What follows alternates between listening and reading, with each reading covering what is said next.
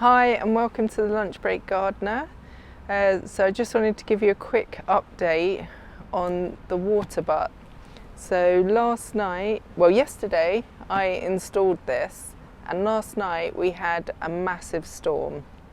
So one of the perils of and benefits actually of living on the northwest coast of England is we do get a lot of rain, and this week was forecast for rain all week, which is why I wanted to get this put in yesterday, but I didn't expect the results to come.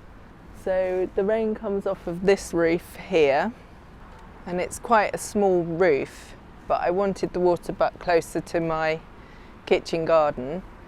But when I came out this morning, I did think it felt a little bit heavy. I wasn't expecting